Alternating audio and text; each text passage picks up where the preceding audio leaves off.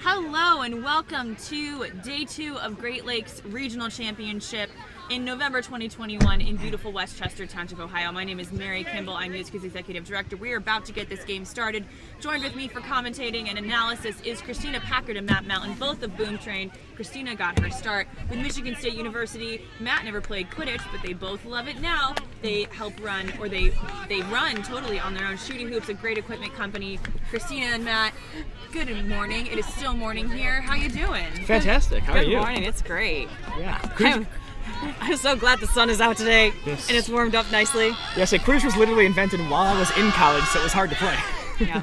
Plus, we're well rested. Extra hours sleep last night. Thank you, time change. Oh, yeah, if that didn't happen, I don't know if I would have made the 8 a.m. game. No, I definitely wouldn't have. I was up writing the paper till 2 a.m. Yep, the nice part about that is it's a lot warmer today. So we're not seeing frost in the field on this early game. And the game is underway. Ball State versus Blue Jays. Ball State in red on your left, Blue Jays in white and blue on your right. This is going to be your classic matchup of great beaters versus great chasers. Blue Jays got some of the best chasers outside of their own varsity team, Creighton. And Ball State, of course, basically beater university. Absolutely. In the And Great Lakes. Ball State already warmed up for the day. They already played this morning against Columbia College Chicago, beating them in a pretty close game. Actually, a very long game as well, 41-minute game time. So it'll be interesting to see if they're tired from that or if they're just ready to go. Look at number 68 go, running for it, but Ball State might stop them. Number missed on the 74 tap. intercepts. Is that best? That is best. Oh, great Liam stop was on though cover by- there to end that drive. Yeah, they really did a great job just completely throwing their body on top of that ball. Ball State slowly walking it up. Lots of bludger play happening at mid-pitch. Quite a few exchanged. Ball State calling out none, or Blue Jays calling out none, excuse me. Looks like there might have been a little bit of a neck tackle there. I think neck tackle is an accurate description of what we just saw. Yeah, there's Fairly accurate? definitely some level of Yes, neck yes. contact. Don't think it was a full clothesline, but I don't know how definitely at much least a wrap. contact exactly you need for a tackle to be illegal. That was potentially enough.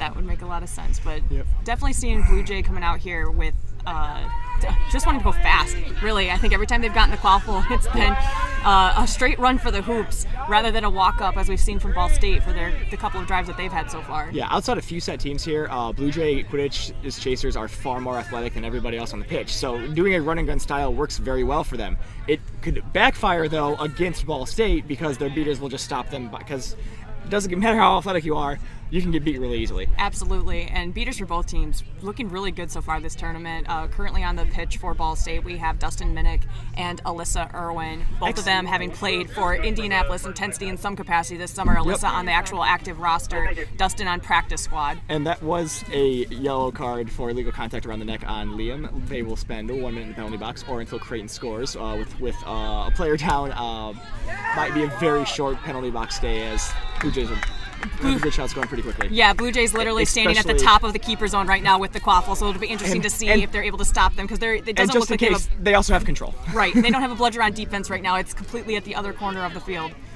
Oh, yeah, he's going in for the dunk. Running in, yeah. Dunk City. No way to stop that. I don't want to tackle that guy. No, that's number 74, Robbie Best. You definitely don't want to try to tackle Yeah, him. 2 words: business decision. Robbie Best was critical for Ooh. his Blue Jay squad last weekend at Midwest Regional. Oh, gorgeous beat there by Natty. She picked off Dustin, who jumped and still got hit in the legs. It's the old Tyler Yeah. Walker trick. Just throw out the shoulders or get him every time. Can't jump that high. No, Ball not at all. State using a reset, I think, to try to slow the play Yep. down. Yes. Yeah, they lost their beaters and decided to punt. A good move. Yeah, If I quaffle. recall correctly, they did this yesterday. I wonder if Blue Jay is going to start to pick up on it and make some changes. Oh, absolutely. Oh, beat 77. Oh, she threw that quaffle bludgeon there. Yep. Liam All right. Zach trying to make something happen on offense, passes the ball off to Liz Prime, excuse me. Liz dancing around. Back to Liam. Back to Liam, yeah.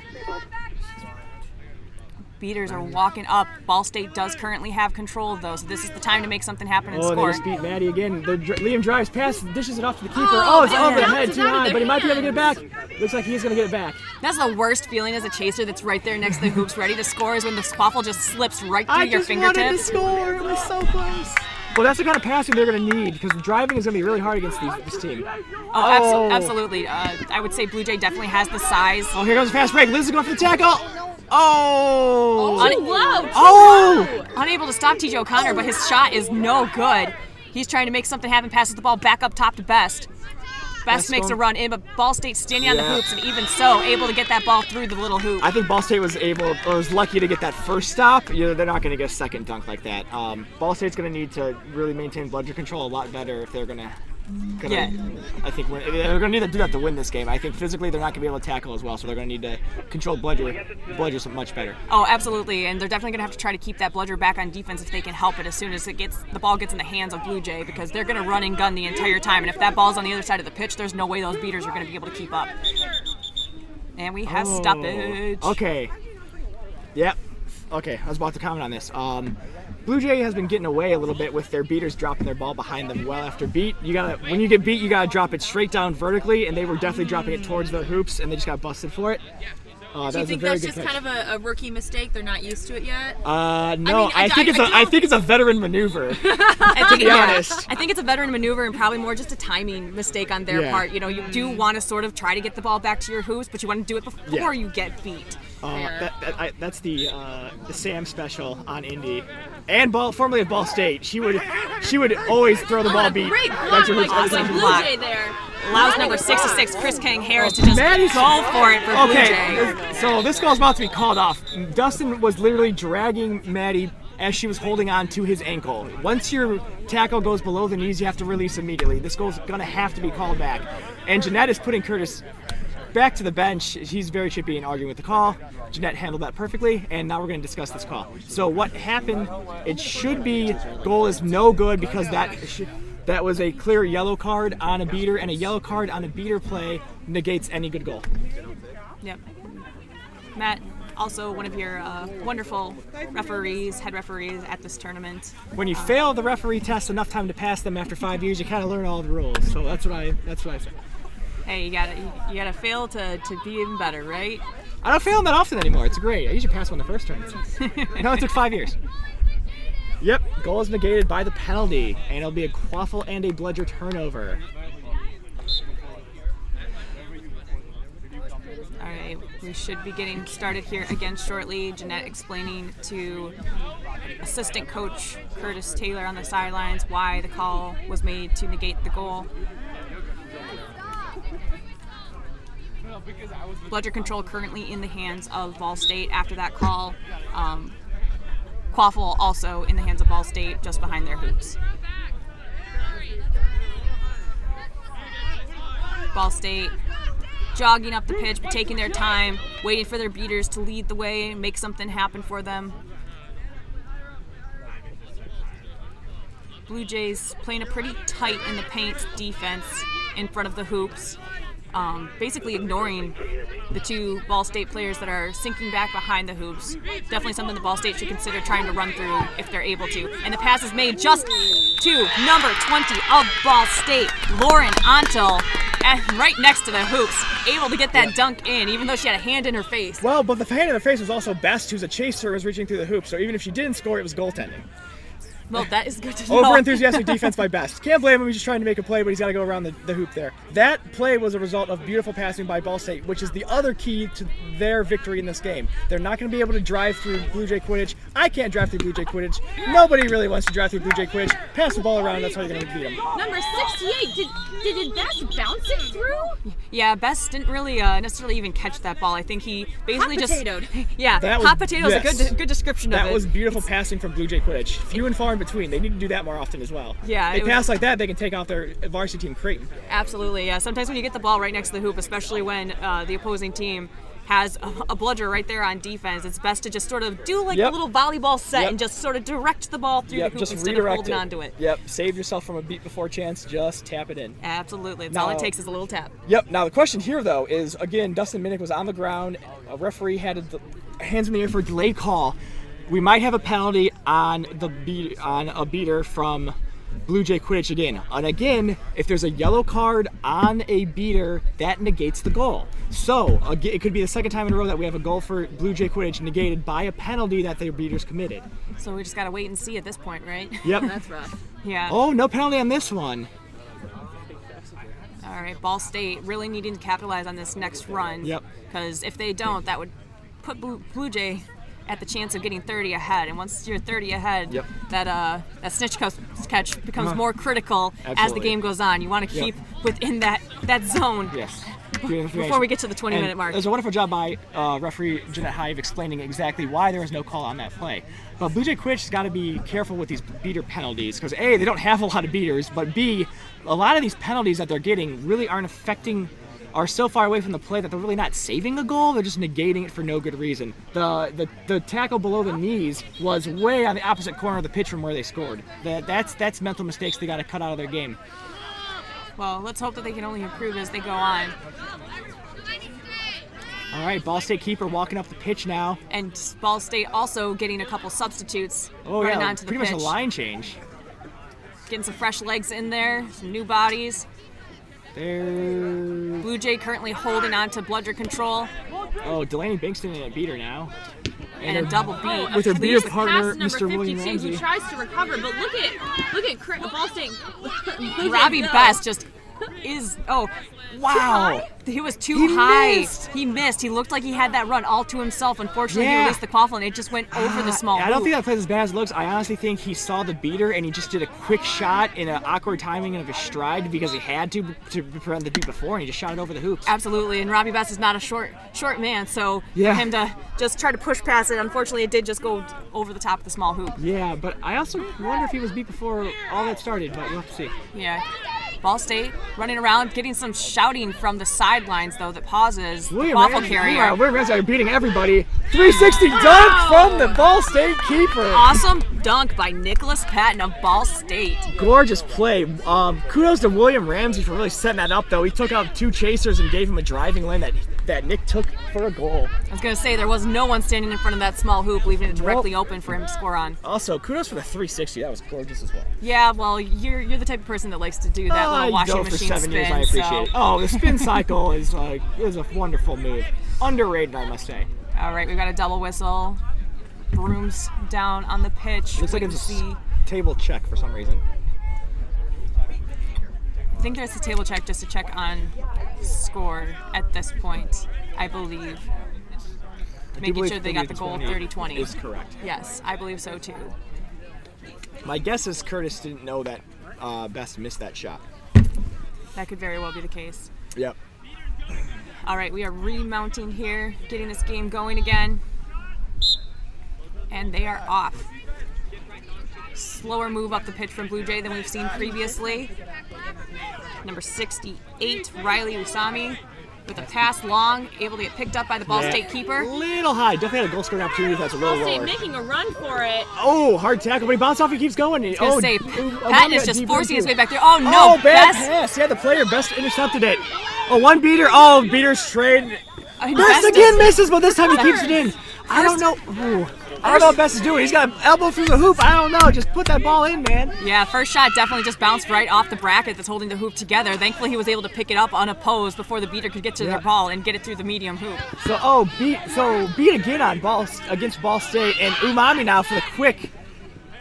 Riley for the quick drive. Oh, dishes off the Best. Best hits it, gets tackled. Usami, sorry, my bad. Best has got it. He's dribbling around. Oh. And Delaney Bankston doing an excellent job of keeping that bludger behind her hoops and away from Maddie Pass Namani. behind the hoops, and his shot looks good, but it looks like we have either a penalty on the play. Yeah, shout out to Delaney Bankston. Maddie Namani has been playing critical minutes for Blue Jay all weekend at Beater, and she was definitely giving Delaney some trouble there back behind the hoops. Delaney able to keep hold of her bludger and keep it on Ball State's side. Okay, so it looks like we have so we have a yellow card on the play for Nick Patton for illegal. Thank you. So you have illegal keeper Nick Patton, but the Blue Jays still scored, so the goal is good, and his penalty time is negated by the goal. Score is 50-20. Blue Jay leads. Ball State, Nick Patton walking the quaffle up the pitch. Beaters for Ball State right now are Delaney Bankston and Liam Zach. Ball State just lost control. But there's a delay penalty, and we're about to have it. Okay, here we go. Yeah, delayed penalty might result in a quaffle turnover depending on what happened with the beater play on the far side. I think it was Chaser play, judging by who she's just talking to right now. Gotcha. There's a lot of things going on all at once right now. Yeah, yes, that's that is Riley. Usami. Oh, they're going to miss him in the penalty box. He's one of their best chasers. Yeah, Riley's definitely a quick chaser, too. I mean, he's one of the ones that you definitely see pick up that quaffle and running and gunning down the pitch. And if he's not able to get an open goal in front of him, he's able to pass it off to Best. Yeah, Best likes to dunk over you. Riley likes to run circles around you and then just shoot to the open goal. Hey, both are very, you need both. helpful strategies. But Riley's a very good facilitator, and I think they're going to miss him for the minute he's in there. Also, it looks like Ball State's going to have bludger control in a second. Yes. Liam Zach's in at beater, joining Delaney. Yeah, Delaney had an excellent throwback to help Zach keep bludger control for him. Zach not play? I think he plays, or I think they play a little bit the of bench. Yes. Yeah, he plays everything you need him to. We got a breakaway by Madness going passes across two. Yeah, from number 36. That was run up on your awesome. Dawn Minnick with the goal. So that's just great coaching. Kudos on Dawn Minnick for getting to the hoop. Kudos to Nick for seeing that and making that pass. That is a above average play for college players. And that was very not well necessarily the pretty pass that you're sometimes looking for. It was a little bit on the ugly side, but Dawn was there to clean it up and put it through the hoop. Yes, and especially because at that point, all the chases were on Dustin and the beater was flying at him. So as long as he gets it in the general direction of Dawn, she's got an easy goal. It was very well done. Great play by Ball State. Riley bringing it back up the pitch for the Blue Jay Quidditch, following right behind his beater, number 76, TJ O'Connor. We got a trade. Ball State comes out with the quaffle. Yep. Wow. Good beat there. And bludger control. And the third bludger's down. Patton running it in against the Blue Jay defense. Unfortunately, Blue Jay was able to put all four chasers right in front of the quaffle, and there was nowhere for Patton to pass to. What Minnick is doing right now, trying to pressure number 68 to get that quaffle back. Yeah, Ball State's got to work better with their beaters. They had control, they had time, they just tried. And Usami still wrapping his arm around the hoop. Wrap around goal on Helen Trudell. It was a good shot. But yeah, Ball State has bludger control, and they really need to do a better job of slowing the pace down and using their bludgers. If you've got bludger control, the game is better for you if you slow down. Absolutely, and with Blue Jay being a run and gun team like they are, it's definitely more beneficial for Ball State to make those plays up top. Then as soon as the plays are gone and the quaffle is out of their hands, get back to their own hoops. Yeah, we've seen some really good passing from Ball State so far, but not often enough. Yeah, there's a lot of movement that has to occur. Oh no, there's a tackle at Nick's legs. And I was gonna say hard. that definitely looked like it might have been below the knee, but he is down and he's not getting up, unfortunately. That could be really detrimental. Nick has been one of the players that has been necessary completely for Ball State to stay in this game in the quaffle. The good news is he's back up on his legs. Yes, that is always very, very helpful, but I think he's going to have to take an injury sub. Yeah, if he's hobbling off, but hopefully he'll be able to come back in a little bit after he takes that time off. The refs are now discussing the contact. From our angle, that looked to me like contact below the knee, and that needs to be carded.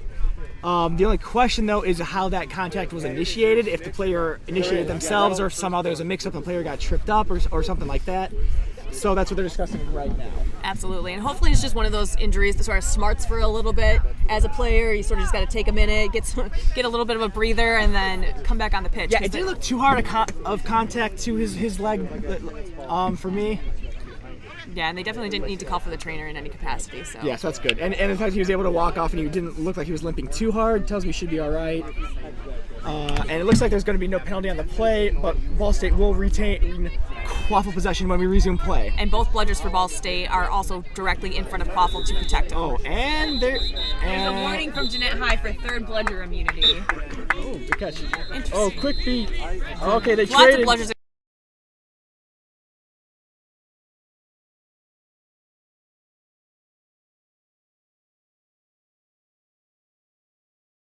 Beat that chaser. So Absolutely. good play by Riley to push that for that reset, and more so for stopping the fast break that could have been Excellent there. beat by Zach on number 76, TJ O'Connor. Oh, Blue but Jay good beat back at by mid-pitch. Maddie. Quaffle turn over to Blue Jay.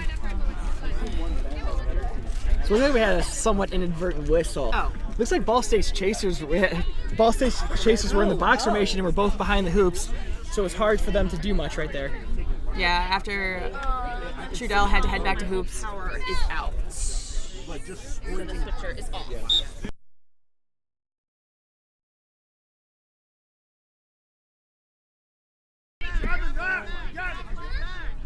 All right, number 68, Riley Usami of Blue Jays with Quaffle walking up the pitch, protected by number 76, TJ O'Connor. Ball State still holding on to bludger control near the hoop, doing sort of a muck-style defense via Toronto. And even with that, Blue Jays is able to score. Number 74, Robbie Best, getting his third or fourth goal of the game already. He's scoring a lot. And for those who don't know what the muck defense is, it's a variant of the hoop zone where the small hoop usually is guarded by a beater instead of a chaser, but it's similar to the hoop zone. I don't know if that's the best defense to run against Creighton, because if Best sees Blue Jay, because if Best sees that, he'll just dunk on you. Absolutely, he's just going to run right through at that point. And unfortunately, you're sort of taking your one of your beaters that's armed out of the play a little bit. Yeah. And with Blue Jay, you sort of got to stop them early. Exactly. I think more of a 2-2 situation might be more beneficial, because you can just put the beaters in there and say charge against our beaters, which is not very easy to do. Absolutely. So it'll be interesting to see if Ball State adjusts that defense after realizing that it wasn't very successful, or if they stick with it for a few more just to see if they can pull it off. It looks like they're more in a 2-2 right now. So we'll see how that goes. And they got Liam up top, Delaney back by the hoops. So, bad trade there. Allows Usami just to go charging right in and able to score through the top. Yeah, that was TJ O'Connor all on that one. Liam went to beat TJ, and it was not a very good throw.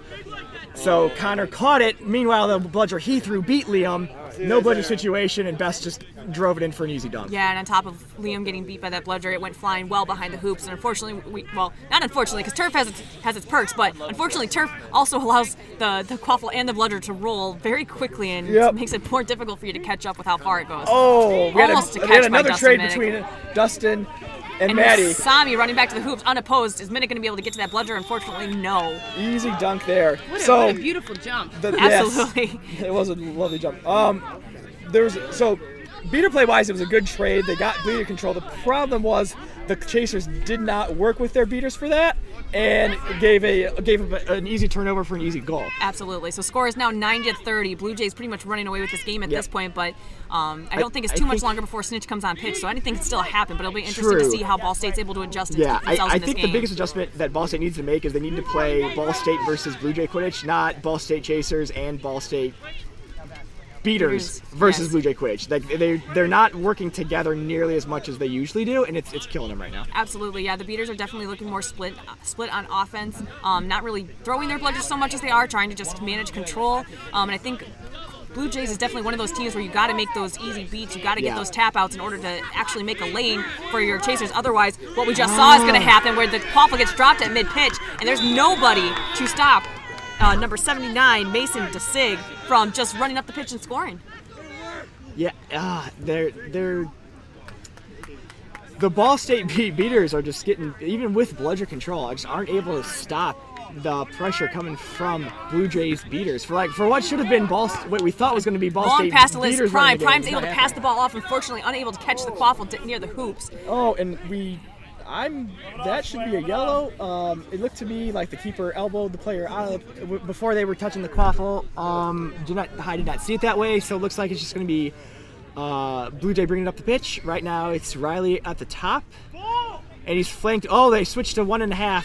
Yeah, Blue Jay running a half, trying to tackle. Alyssa looks mostly from behind. I think Justin Volkner caught it because he's got his arms up with a delayed penalty, and I think they're going to educate that. Yeah, it looked to me like Alyssa was tackled from behind on that play. Definitely, and in terms of the quaffle play, Beerbaum of Blue Jays trying to pass the ball off behind the hoops to number 65, Katie Bine. Unfortunately, that pass was a little bit low. Bine was not able to get her hands on it, and it just rolls off the pitch behind hoops. But we'll definitely have to see who ends up with the quaffle in their hand when they finish calling whatever penalty it sounds like they're discussing. If there is a yellow card for illegal contact from behind, it's going to be bludger and quaffle turnover.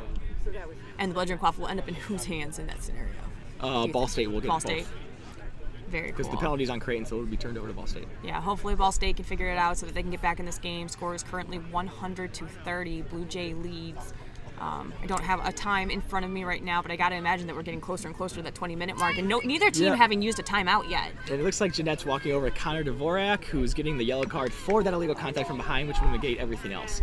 So, as we mentioned, it'll be Bludger, the control of the one Bludger back to Ball State as well as the quaffle, and the goal is no good because it's negated by that penalty. All right. Yep. Oh, just a second. Be right back. Thank you. Yep. All right, they're trying to figure out where each of the balls needs to be on the pitch before we get started here. It looks like Bludger being handed over into the paint for Ball State. Yeah, just basically put on the hoop line. Yep, because there's no eligible beater because they're currently beat, the Bludger will return next to the hoop, and then that is Dustin's to pick up once he tags back in, which he does, and he picks it up. Ball State seems to be running somewhat decently fast down the pitch. Nick's got the ball again, and we already have a delayed penalty before we even get across midline of the pitch. Giving a long advantage here. Nick's faking. Nick. He missed that easy beat. Minnick and Irwin able to get Bludger control back for Ball State from Nemani.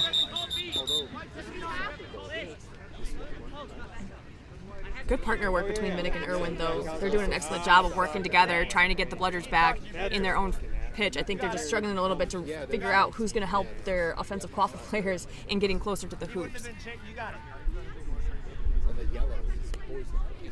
I think there's definitely a lot of beater battles that are occurring that are sort of distracting the Ball State beaters from doing what they really need to do in order to help their team score in these situations. There's some discussion on the pitch in regards to a potential penalty. Not entirely sure what we're talking about, but we shall see. I believe Curtis is arguing a beat call that to me did look clear, and I think they're arguing that the player played through the beat. If not, we're far away from that beat, so it's very possible it caught his clothing or something, and that Justin heard the beat and called the player beat. And if that was the case when the player played through beat, that's a penalty. Okay, so it looks like there's going to be no penalty. Even the delayed penalty is not happening. So we're going to switch you into that for the 11 games up because this one's ready to go and she's supposed to go. Okay. So you're over here like right now. Right now? Yeah. All right, quaffle starting with number 68 of Blue Jay Usami, walking it up slowly, protected by Maddie Nemani with a Bludger. Ball State holding on to Bludger control with Irwin and Minnick. Minnick stationed near the hoops, Irwin stationed just outside the top of the keeper zone. All right, I'm off to ref. Good luck for the rest of the game. Thanks for joining us when you could, Matt. Anytime. Good luck. Always Head glad reffing. to do my reffing. We appreciate you and everything that you do. Anytime. Joining us for some additional commentary is Jacob Lynn from Dark Snare. Hello, Jacob. He's helping us with the camera over here. Hopefully y'all can hear him. Hi, Mary. Thanks for making it. Great pass off by Blue Jay and goal for Mason to Sig. It's always fun to see Blue Jays play with a lot of speed and aggressiveness here. Their beaters are already clearing up a bunch of point chasers. Yeah, score currently 110-30. Ball State, Liz Prime able to pick up the quaffle behind the hoops, unable to score. Quaffle passed around by Blue Jays. Number 14 of Ball State, Nicholas Patton, trying to put a little bit of pressure on Blue Jay Quidditch, unsuccessful in getting them to turn over the quaffle. Returns back to his hoops to play defensively. Blue Jay walking it up the pitch. We're at 15:40 game time, it sounds like, so roughly 4 more minutes until we're going to be going to that intermission for Snitch on pitch. Again, neither team has used their timeout yet. I'm not sure if they're strategically trying to keep it for closer to Snitch on pitch, or if they, honestly, some teams just forget to use them, which is unfortunate because it could really help, and I think Ball State might need that advantage here to sort of get themselves back together and get themselves scoring again because they are still stuck at 30. A couple of fresh legs coming in for Ball State. Hopefully they're able to make something happen in the quaffle game. Bludger control in the hands of Ball State, but there is a battle on the other side between Delaney Bankston and And Nemani came out on top of that, though, and beats Bakeston. Quaffle turn over to Blue Jay. Number 73, Beerbaum, running up the pitch, unable to be stopped. Scores again for Blue Jay. Scores 120-30. Blue Jay leads. And it looks like Blue Jay just got bludger control back from that drive. Yes. Which will make a big difference for Snitch on pitch. Yeah, you definitely want to try to hold on to those bludgers as long as you can right before Snitch on pitch. Pass off. Oh, unfortunately dropped Broom. On the left of your screen, you're going to see that Ball State now has control back. Let's see if they can hold it in the time before the break, before Snitch. Yeah. Blue Jay definitely having slowed down their game a little bit. I think extending their lead has made them a little bit more comfortable, wanting them to rest themselves a little bit. They do have more of a limited roster here today, so I think they're trying to save some of their energy. Still able to drive it in and get a goal. I believe that was another one for Usami. And now let's see what Ball State can do in a no bludger situation.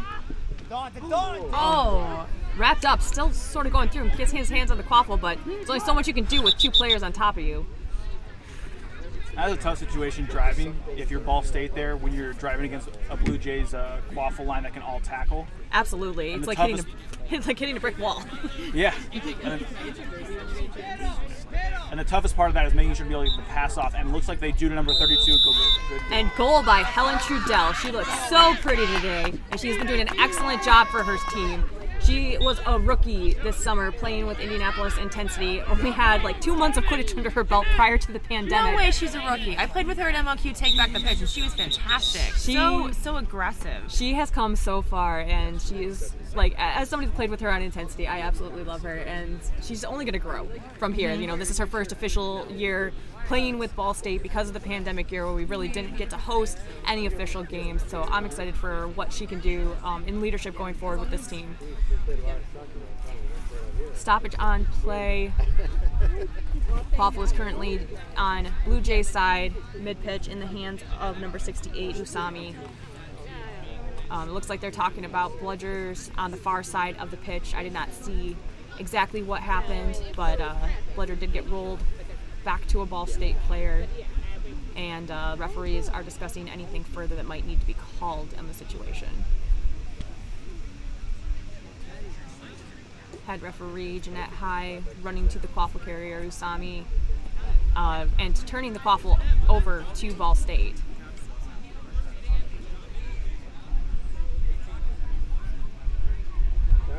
Quaffle is going in the hands of Ball State keeper at his own hoops. So I'm interested to see what they are going to call on this play.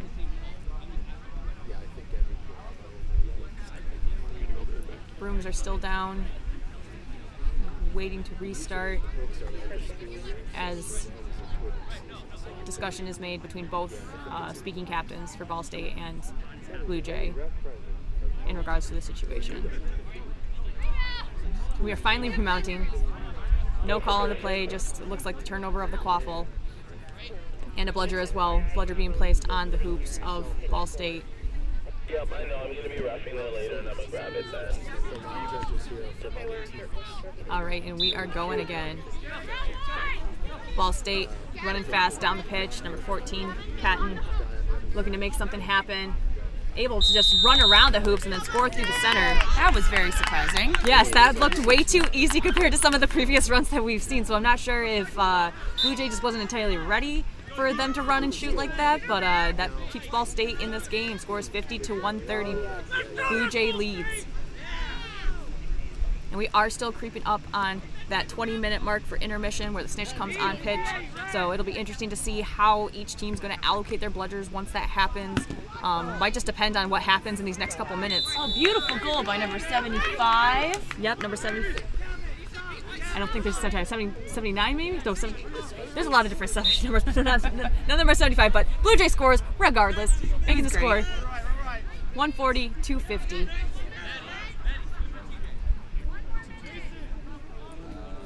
Ball State walking the quaffle up the pitch. 2 quaffle players behind the hoops. A long pass across the pitch to Helen Trishelle, unfortunately just out of her reach. And ball rolls out of the hard boundary in the hands of Dylan Yamada.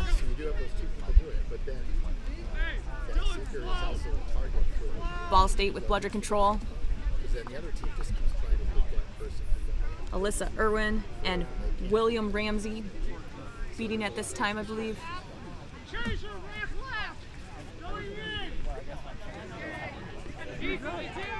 Blue Jays pass back corner behind the hoops. Not really moving very quick, but then he charges, passes the ball off again to number 65, Katie Bine. Bine taking a long shot. Unfortunately, it's over the top, but she's picked up by one of her players. And a great stop by Patton on that shot. Ball State picks up the quaffle, and there is a double whistle for stoppage. Looked like they were trying to run and gun on that situation, but unfortunately the whistle blew, so they're going to have to wait and regroup. It looks like Ball State sidelines called a timeout, so... About time. Yeah, I'm surprised they held it on to it for this long, but I'm sure a lot of it has to do with trying to re-strategize, especially with Snitch on pitch. And like I said earlier, how are you going to use your bludgers in this type of situation?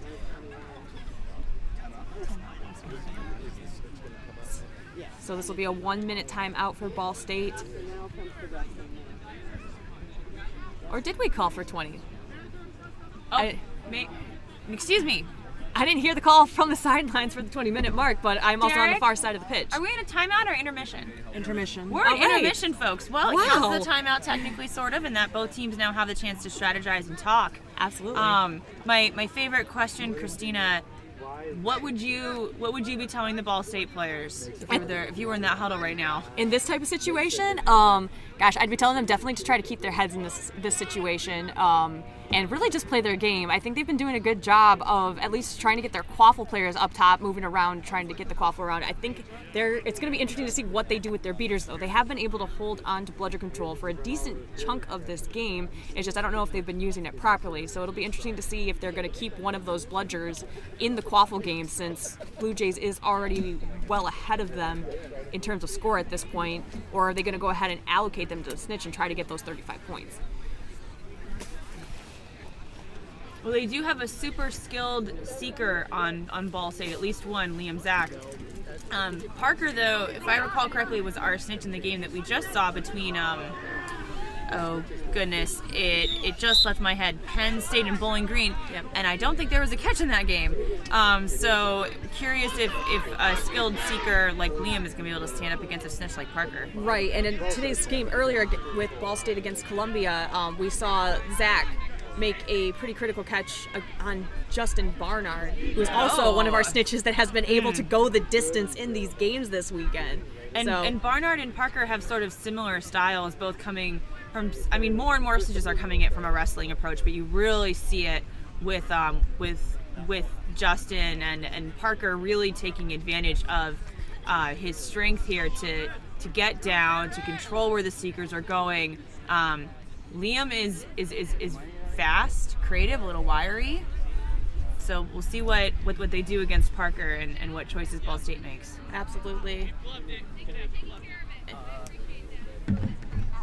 And Snitch on the pitch is actually during the Columbia game where I think Ball State played their best. So it'll be interesting to see if they can keep that up now against Blue Jay.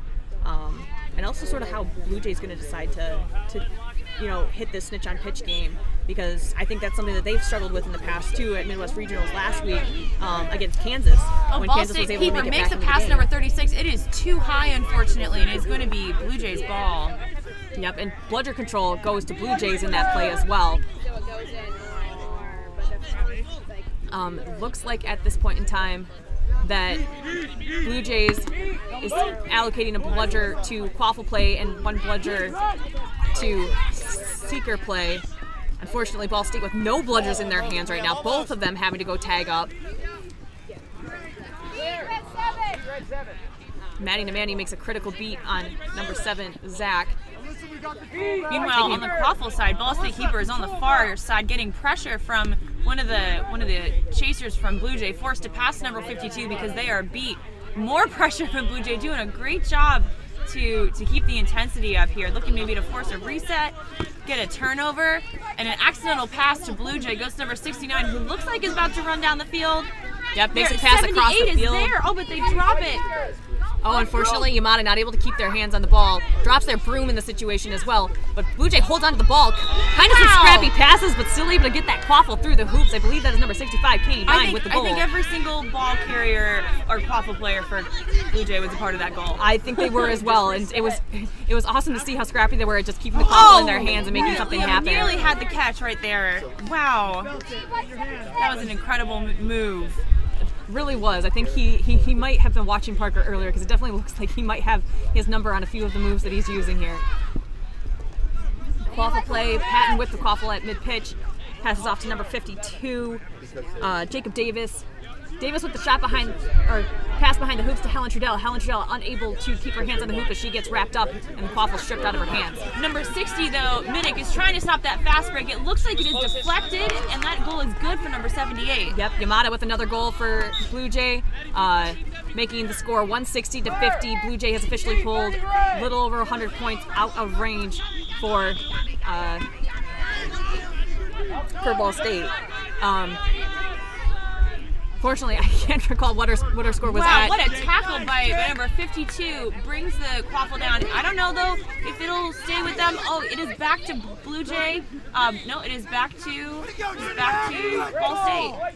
Yeah, and a lot going on in this Seeker game. Liam Zach somehow staying on his broom with Parker holding on to him pretty tough before he gets beat out. Number 14 trying to go through. Looks like he has an opening, and he does. Number 14 scores for Ball State. They are now 100 points away from Blue Jay.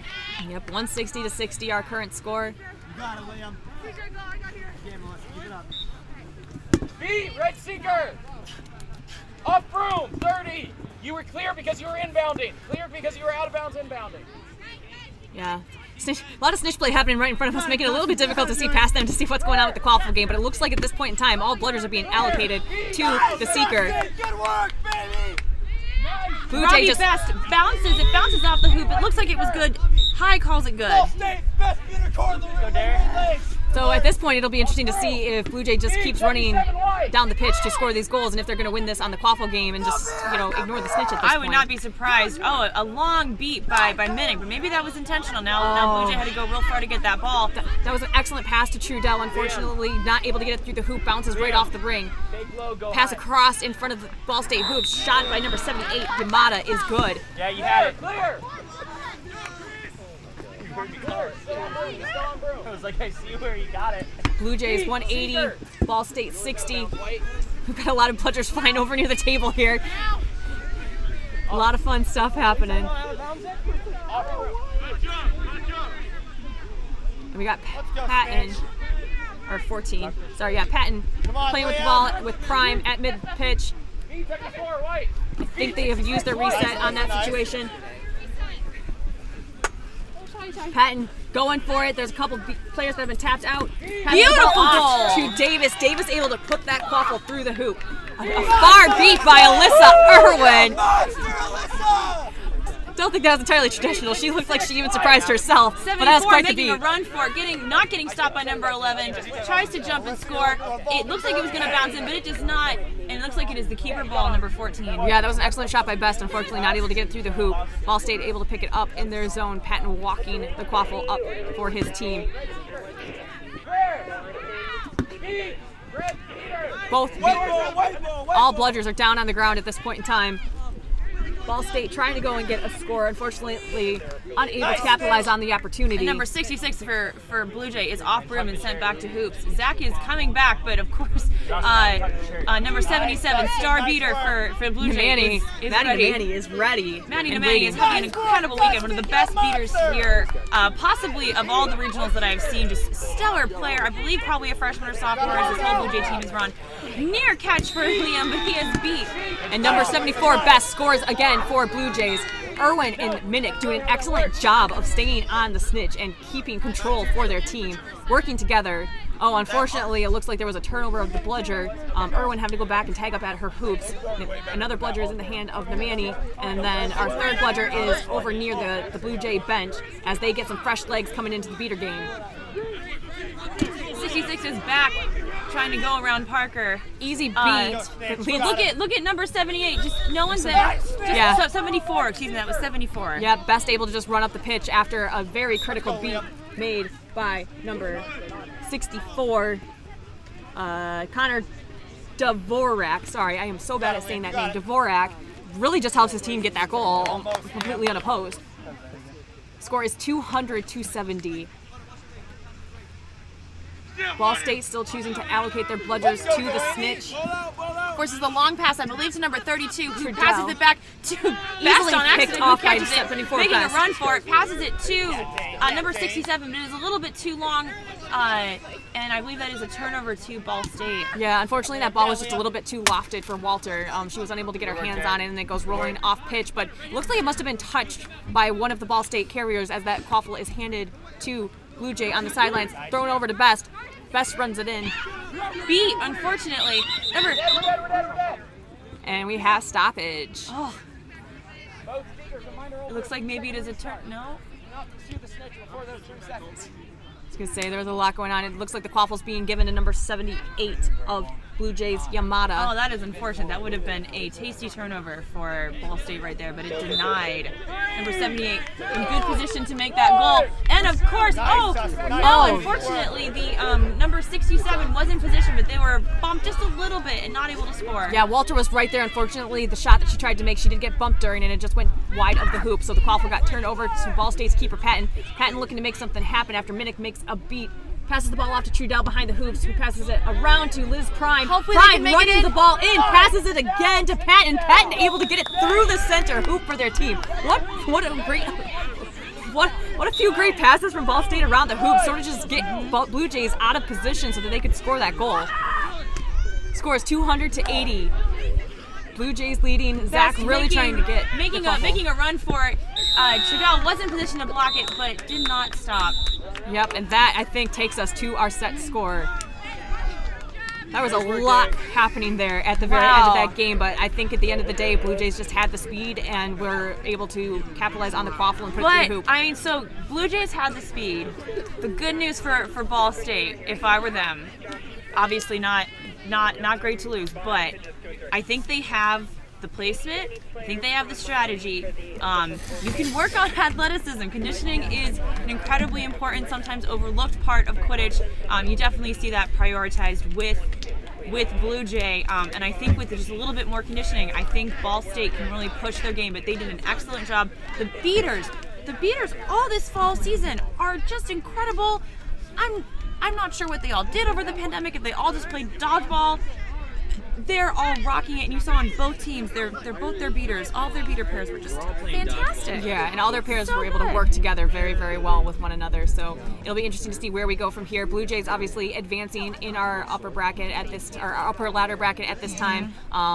Does Ball State get to play again today, or is that the end of their journey today? It is not, because they made it to this top part of the bracket. They are going now to the second rung of this ladder bracket, so they are the loser of C.